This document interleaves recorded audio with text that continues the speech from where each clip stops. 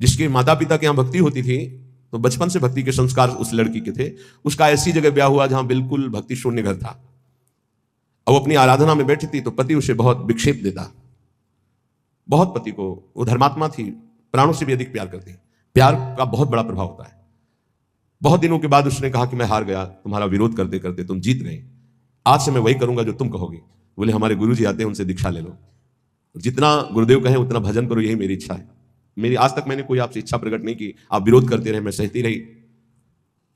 तो दीक्षा देने के लिए पार्श्व में अगर कोई पावन नदी होती है तो कहा जाता है जाओ यमुना स्नान कराओ, गंगा स्नान कराओ।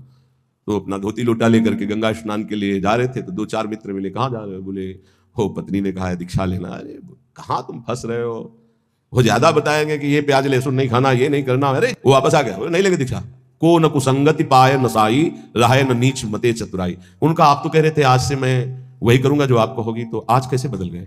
बोले हमारे दोस्त मित्र लोग मिल गए। तो उनका इसका मतलब मुझे मित्र अपना नहीं माना, मैं पूरा जीवन आपकी सेवकाई में समर्पित कर रही हूं, तो क्या मैं आपका अहित कर रही हूं? वो नहीं माना।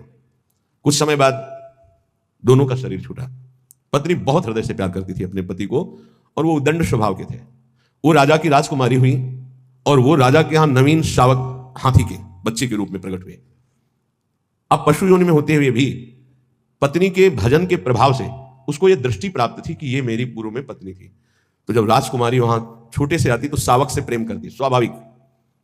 जैसे ही वो शावक नव किशोर हुआ और राजकुमारी नव किशोर हुई तो स्वयंवर रचना हुई और नव शावक हाथियों की श्रृंगार करके ऐसे लाइन पंक्ति सजाई गई थी शोभा के लिए। तो जो राजकुमारी नजदीक से घुटने टेक दिए और आंसू बहाते हुए नजदीक गई, ऐसे कहा था कि गुरुदेव से दीक्षा ले लो, आपने नहीं माना।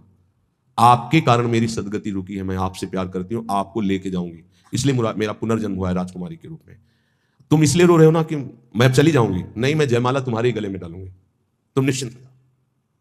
जब स्वयंवर का तो जयमाला लिया और उसी नौ शावक, अरे बोले राजकुमारी पागल है।